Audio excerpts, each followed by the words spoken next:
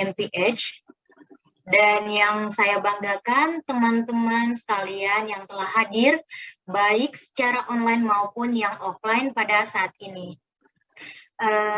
Izinkan saya sebagai moderator yang akan memandu berjalannya presentasi dari kelompok 3 kali ini. Selanjutnya, saya akan memperkenalkan nama teman-teman saya yang telah membantu saya menyelesaikan tugas kali ini.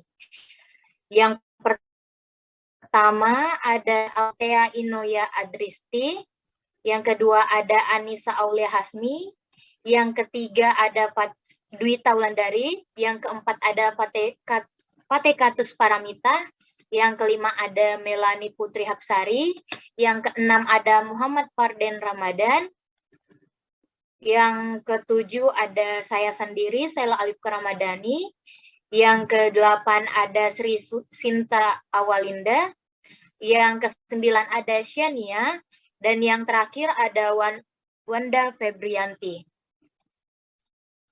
Baik, dari kelompok 3 kali ini akan membahas atau mempresentasikan materi tentang vitamin C. Untuk vitamin C sendiri, tidak lagi asing terdengar di telinga kita. Mengapa demikian? Dikarenakan pada kondisi saat ini kita sangat membutuhkan yang namanya vitamin C. Jadi apa sih itu vitamin C? Untuk lebih jelasnya akan dijelaskan oleh rekan saya, yaitu Shania. Waktu dan layar saya persilahkan.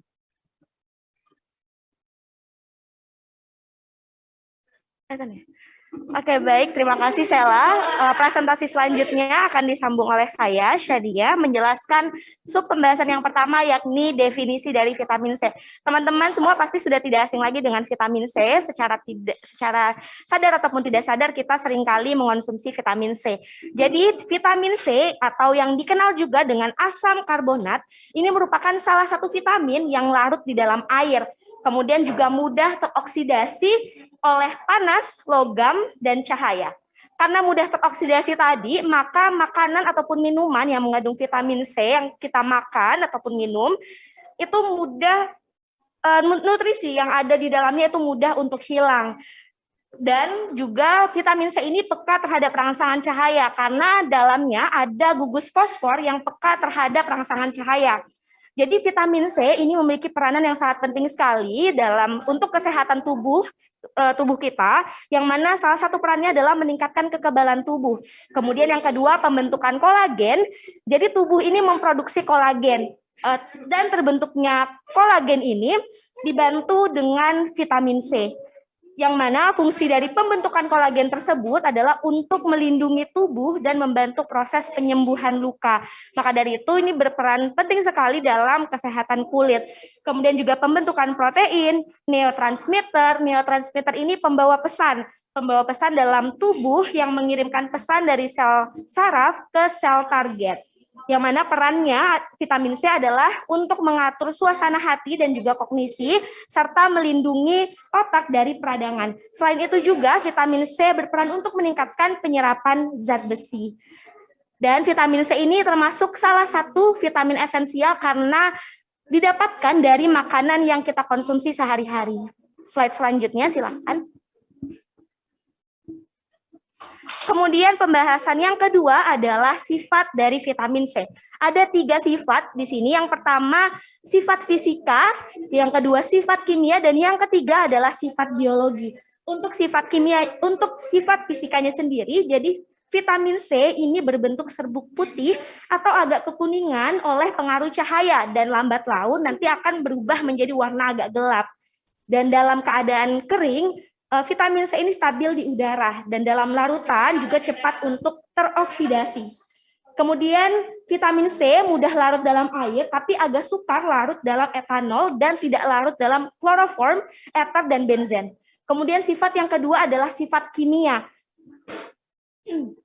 Jadi sifat kimianya untuk vitamin C, untuk vitamin C sendiri memiliki rumus kimia yang kita kenal dengan C6H8O6, yang mana vitamin C ini dalam air bersifat asam terhadap kertas lakmus. Reduktornya yang bersifat mudah untuk teroksidasi karena adanya gugus etanol pada atom C2 dan C3 yang mudah melepaskan 2 atom hidrogen. Dan dalam vitamin C terdapat 2 bentuk di alam, yaitu larutan asam askorbat bentuk tereduksi dan bentuk larutan asam dehidroskorbat atau bentuk teroksidasi. Kemudian sifat yang ketiga adalah sifat biologi. Vitamin C ini hanya datang dari sumber makanan, tidak diproduksi secara otomatis dalam tubuh. Dan vitamin C ini larut dalam air, merupakan kofaktor yang penting dalam beberapa reaksi enzimatik, di mana fungsi utamanya adalah reduktor atau yang mengalami oksidasi. Dan berbentuk kristal putih, tidak berbau, bersifat asam dan stabil dalam bentuk kering. Karena mudah dioksidasi, maka vitamin C ini merupakan reduktor yang kuat. Silakan ke slide selanjutnya.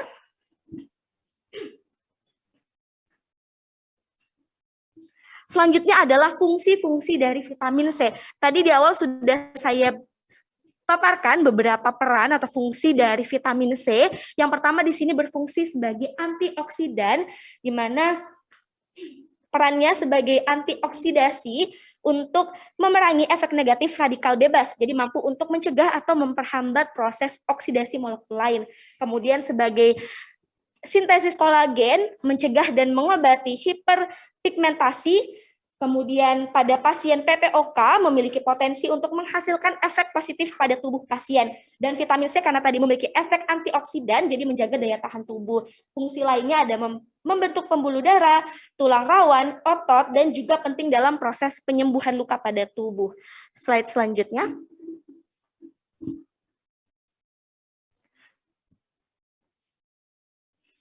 Ini tadi sudah saya jelaskan, jadi bisa ke slide selanjutnya saja.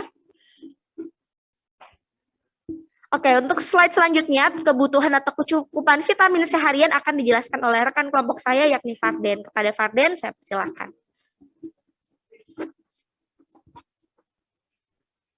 Terima kasih, Sania. Selanjutnya, kebutuhan dan kecukupan vitamin C pada harian.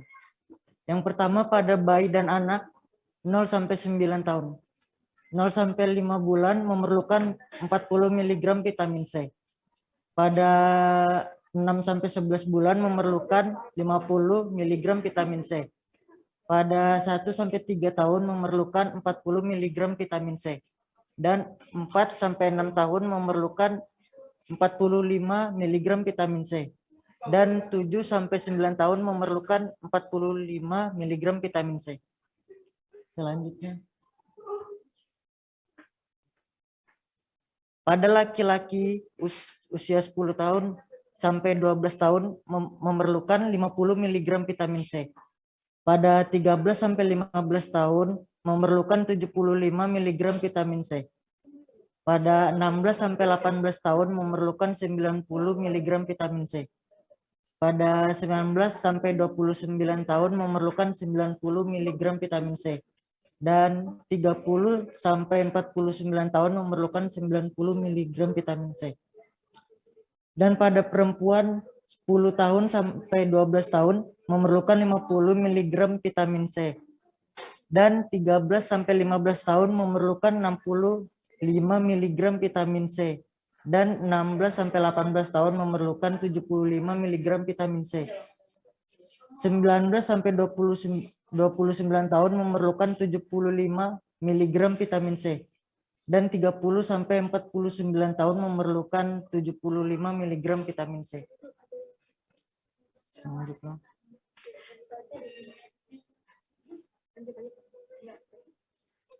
Batas maksimum konsumsi vitamin C untuk orang dewasa setiap harinya tidak boleh melebihi 20.000 mg. Kebutuhan vitamin C dipengaruhi oleh tingkatan usia dan gaya hidup masing-masing. Kebutuhan vitamin C setiap hari bisa saja berbeda-beda. Dosis harian yang disarankan adalah 45 mg per hari. Sedangkan batas dosis yang masih didapat ditoleransi oleh tubuh sampai dengan 25 mg per hari. Selanjutnya.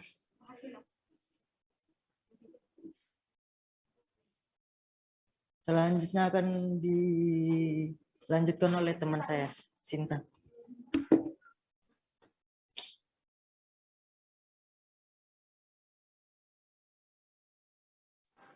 Baik, terima kasih.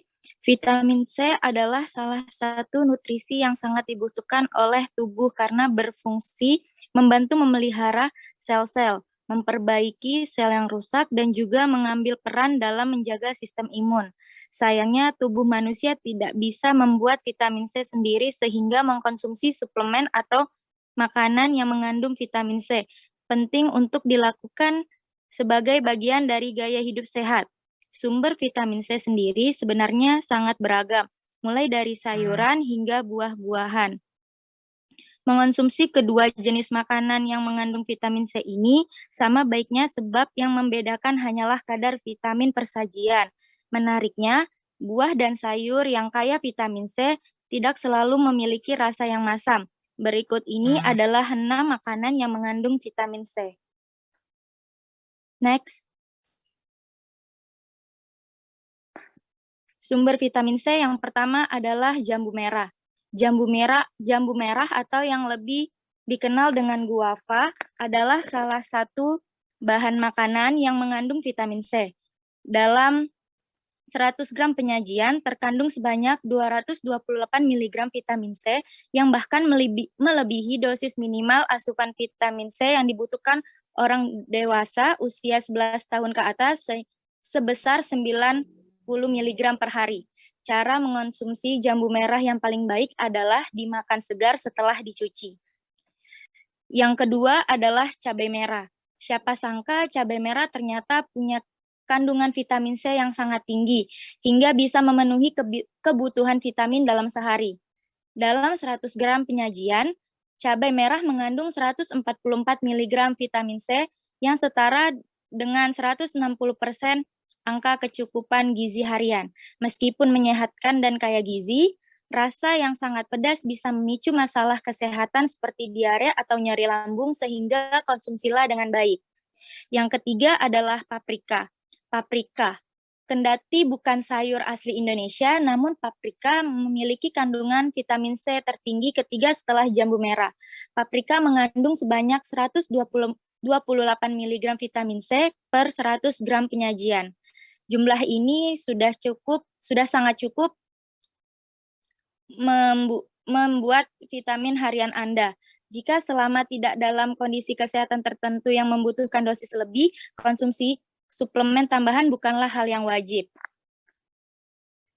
Yang keempat adalah buah kiwi. Buah kiwi dengan rasa manis, masam, berwarna hijau ini menduduki peringkat keempat bahan makanan yang mengandung vitamin C. Jika dibanding dengan dua makanan sebelumnya, kiwi memiliki kandungan vitamin C di bawah 100 mg, tepatnya 93 mg per 100 gram penyajian. Artinya, makan sebutir kiwi dengan bobot tersebut saja sudah bisa membuat sel-sel tubuh Anda terpelihara dengan baik. Yang kelima adalah brokoli. Brokoli adalah sayuran hijau yang sekarang makin digemari oleh masyarakat. Selain rasanya yang sedap dan teksturnya yang renyah, ternyata brokoli merupakan sayuran yang mengandung vitamin C tertinggi ketiga setelah cabai, dengan jumlah 89 mg per 100 penyajian.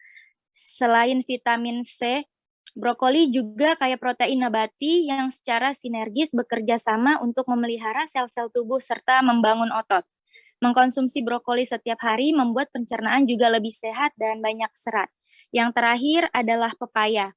Buah-buahan tropis yang banyak ditemukan di Indonesia ini hanya tinggi serat dan air, namun juga kandungan vitamin C yang bisa mencakupi 98% angka kecukupan gizi yang membuat untuk kebutuhan harian. Per 100 gram penyajian, pepaya mengandung 61 mg vitamin C yang paling baik dikonsumsi sebagai potongan buah segar supaya asupan vitaminnya bisa diterima seluruh oleh tubuh. Selain pepaya, buah-buahan tropis lainnya yang juga mengandung banyak vitamin C adalah nanas dan mangga. Next. Penyerapan vitamin C di dalam tubuh. Vitamin C dicerna di sepanjang usus kecil manusia. Vitamin C yang masuk ke dalam tubuh akan diserap di seluruh permukaan epitel usus. Penyerapan ini dilakukan secara difusi, terfasilitasi melalui GLUT1 atau GLUT3. setelah berada di dalam sel vitamin C akan diangkut di pembuluh darah GLUT1 dan GLUT2. Selanjutnya, vitamin C didistribusikan ke organ-organ tubuh seperti otak, paru, jantung, otot, usus, ginjal, kelenjar adrenal, dan hepar. Efisiensi penyerapan vitamin C sangat tergantung pada jumlah yang dicerna dan dapat sangat bervariasi. Pada dosis rendah atau 20 mg, penyerapan bisa mencapai hampir 100%. Sedangkan pada yang lebih tinggi dosis atau 12 gram, hanya 16 yang diserap. Pada dosis 100 mg per hari, saturasi jaringan dapat tercapai. Selanjutnya akan dijelaskan oleh teman saya, Melanie.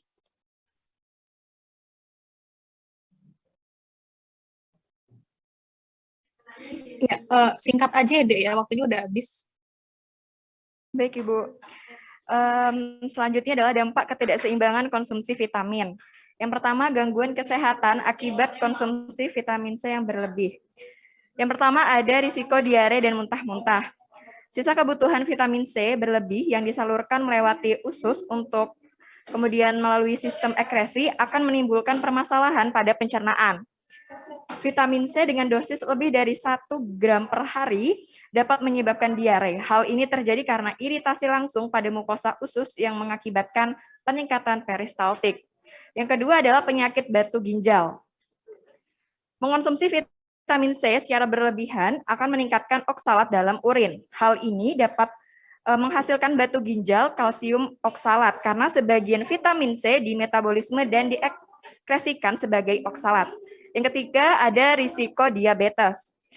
Vitamin C juga memiliki kadar gula dalam darah yang berisiko menimbulkan penyakit diabetes apabila mengonsumsinya secara berlebihan. Bagi penderita yang telah mengidap penyakit diabetes, sebaiknya perlu untuk memperhatikan kandungan suplemen vitamin C yang dikonsumsi. Yang keempat, ada gangguan pada proses pengobatan kanker. Fungsi vitamin C salah satunya sebagai pencegah terbentuknya sel-sel kanker. Namun, apabila mengonsumsi vitamin C secara berlebih, maka fungsi vitamin C tersebut dapat berubah menjadi penghambat dari proses penyembuhan penyakit kanker. Yang kelima, gangguan pada kulit. Pemberian vitamin C secara langsung pada kulit, semisal melalui suntikan, akan memicu timbulnya alergi, ruam, dan iritasi pada kulit jika tidak dengan dosis yang tepat.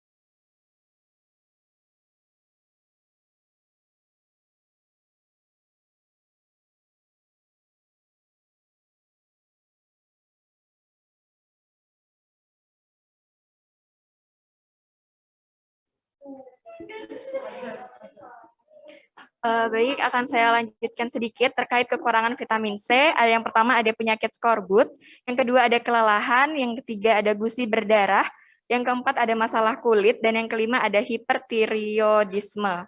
Baik, untuk sesi tanya jawab akan saya serahkan kepada moderator, kepada Sel Alifka, saya Baik, terima kasih Melani. Baik teman-teman, sekian presentasi dari kelompok 3.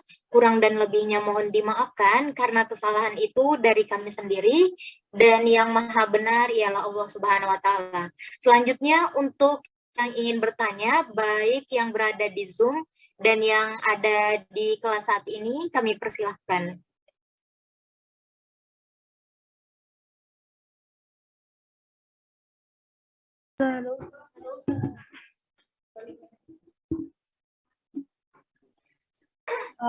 Saya izin bertanya.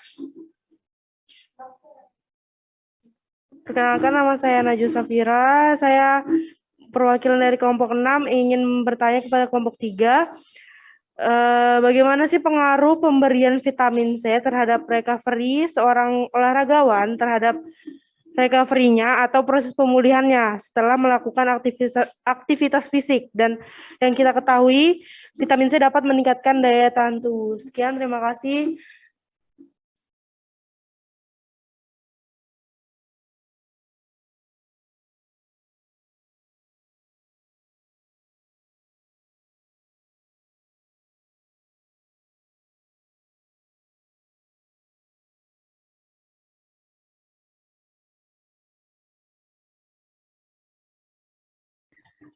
Baik, selanjutnya mungkin dari teman kelompok saya ada yang ingin menjawab pertanyaan dari kelompok 6.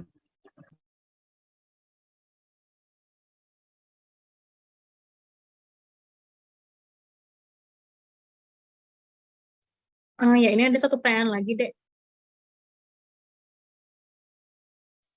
Baik, Ibu.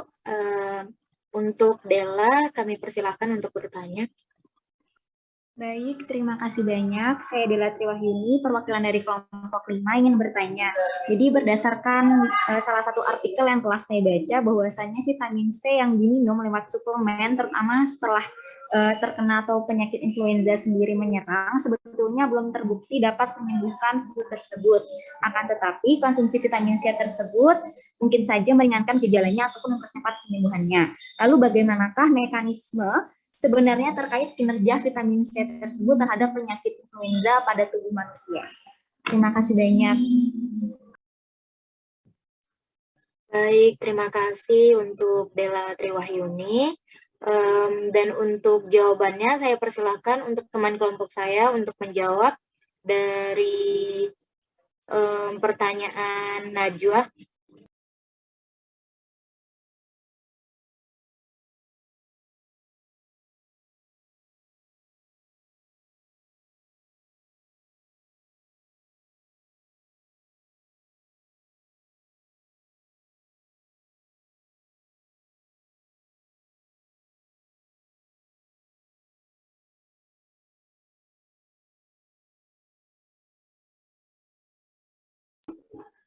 Oke, baik. Saya akan menjawab pertanyaan dari Najwa dari kelompok 6.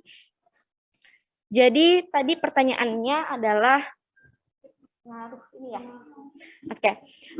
Jadi kelelahan itu pada dasarnya adalah efisiensi atau penurunan kapasitas kerja dan ketahanan tubuh. Dan dalam kondisi lelah itu perlindungan dari keterbatasan kemampuan fisik untuk menghindari kerusakan fisik, ketegangan dan gangguan psikologis lebih lanjut.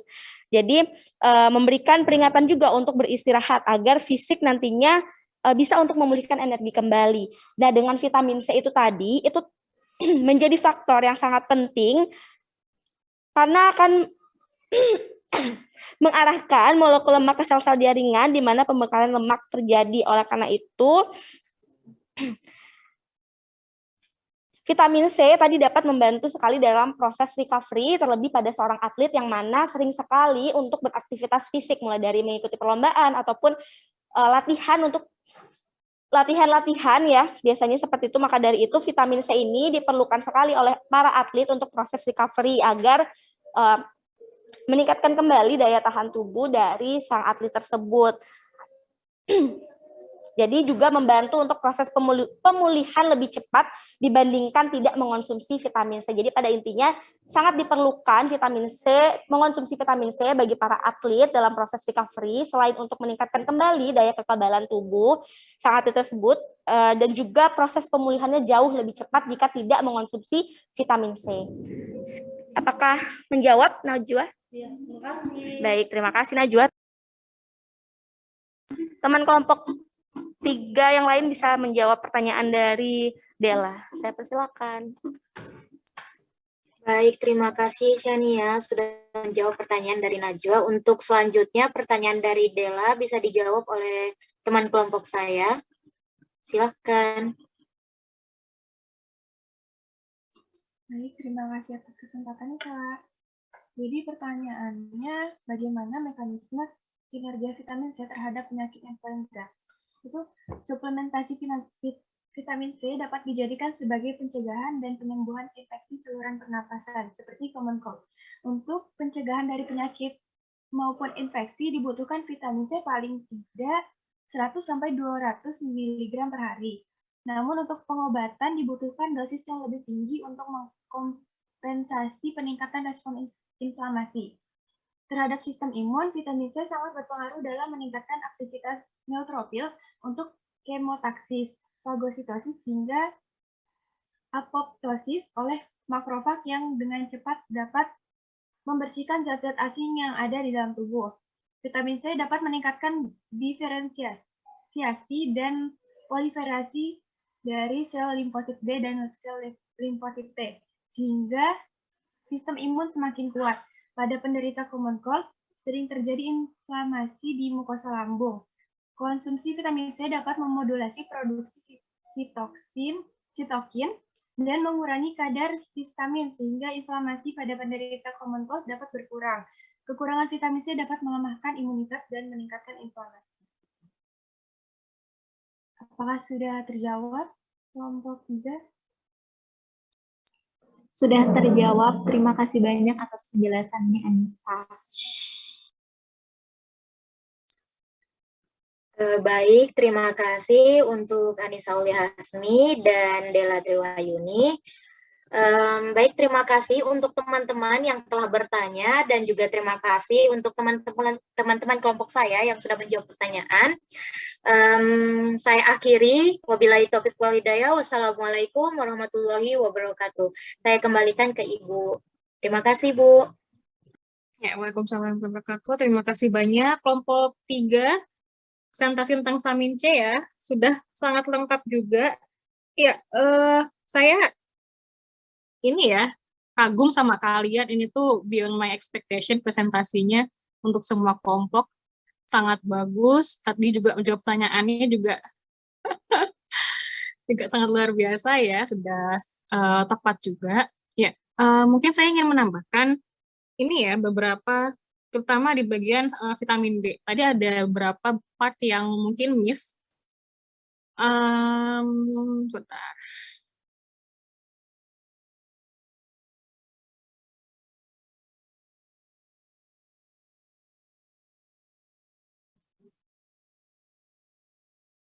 Ya. Udah masuk ya? Sudah, Ibu. Ya. Tadi kan ada vitamin B9 atau asam folat sama vitamin B12 atau kobalamina. Yang pertama untuk vitamin B9 atau asam folat itu sangat penting dikonsumsi oleh ibu ya sebelum masa konsepsi, karena jika kurang asam folat dalam serumnya itu bisa menyebabkan yang namanya neural tube defects atau NTD ya. Itu adalah keadaan di mana ada terjadi gangguan saraf pada saat perkembangan perkembangan janin. Ya, jadi kalau di sini kita lihat itu sarafnya keluar ya, jadi dia keluar dari jalur tulang belakang seperti itu. Ini ya. Selain NTD juga bisa beresiko terjadi anemia megaloblastik makrositik atau anemia megaloblastik saja. Jadi dia sel darah merahnya itu bentuknya besar-besar dan dia tidak bisa melaksanakan fungsinya dengan baik, malah cepat mati. Untuk vitamin B12 juga sama, kalau defisiensi ya, juga bisa menyebabkan anemia megaloblastik gitu. Tapi ada juga anemia yang khusus, anemia yang benar-benar karena defisiensi vitamin B12 itu karena itu namanya anemia pernicious, gitu ya. Ini anemia ini karena faktor IF untuk penyerapan si vitamin B12 itu kurang, gitu. Nggak ada, akhirnya vitamin B12-nya tidak terserap dengan baik sehingga terjadi anemia. Nah, terus tadi dijelaskan juga ya vitamin B12 itu kan sumbernya hanya dari produk hewani, ya kan? Pertanyaan saya, gimana kalau vegan? Kalau vegan berarti dia nggak dapat vitamin B12 dong. Padahal vitamin B12 itu penting untuk ini ya, selain untuk mencegah anemia juga untuk penyerapan pencegahan penyakit yang lain, juga termasuk kesehatan saraf. Sehingga harus diapain? Ini udah ada nih tulisannya nih. Perlu suplementasi ya, suplementasi vitamin B12. Jadi mereka yang nggak bisa mendapatkan vitamin B12 dari diet harus mendapatkan suplementasi. Ya. Terus saya mau tanya, vitamin apa aja yang berperan sebagai antioksidan?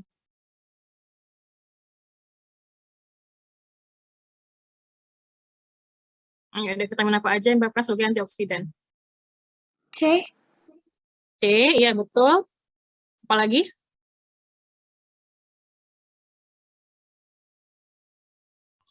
Vitamin E. Vitamin Vitamin E mungkin. Vitamin E, iya betul. Satu lagi? Satu lagi beta karoten ya. Iya, vitamin A atau beta karoten. Ya, tepatnya beta karotennya. Jadi vitamin-vitamin yang berperan sebagai antioksidan adalah beta karoten, vitamin C, dan vitamin E. Antioksidan bekerja dengan dia melawan ini ya, radikal bebas dalam tubuh untuk mengurangi ROS. Ya. Ini bedanya vitamin larut air dengan larut lemak. Saya juga bikin materi ya, nanti adik-adik bisa baca sendiri. Nah, karena waktu sudah habis, jadi saya nggak bisa jelasin banyak. Vitamin B itu juga berperan banyak ya dalam proses dari protein, dari glukosa, dan juga dari lemak. Kalau kemarin proses pembuatan ATP itu kan ada glikolisis, ada siklus asam sitrat, ya, dan oksidasi fosforilatif. Nah, ini vitamin yang berperan tuh banyak vitamin B ya sebenarnya ya. Jadi contohnya vitamin B6 itu dia berperan dalam memasukkan asam amino ke dalam siklus asam sitrat, gitu ya. Lalu juga B6 berperan dalam proses glikogen masuk ke proses glikolisis, seperti itu ya. Ini perannya macam-macam deh. Situ. Hampir semua vitamin B itu masuk memiliki peran dalam metabolisme energi, kecuali vitamin B9-nya, atau asam folat. Itu aja dari saya. Mungkin adik-adik ada pertanyaan? Terakhir.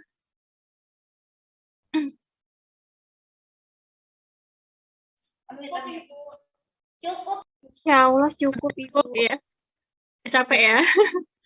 Ya, oke. Baik ya. Terima kasih adik-adik semuanya ya. Untuk tugasnya sebetulnya bisa dikirimkan nanti aja setelah presentasi mineral. Jadi untuk vitamin sama mineral nanti makalahnya dikirimkan ya barengan setelah presentasi yang mineral. Oke, udah itu aja dari saya. Terima kasih adik-adik ya, luar biasa sekali hari ini. Ya, semoga sehat semua adik-adik ya. Oke, terima kasih. Saya izin berdiri. Assalamualaikum warahmatullahi wabarakatuh. Waalaikumsalam. Terima kasih, Bu. Warahmatullahi wabarakatuh. Sehat selalu. Lagi, Bu. Panjang umur. Sehat selalu, Ibu. Kesal juga ya adik-adik ya. Ya, Ibu.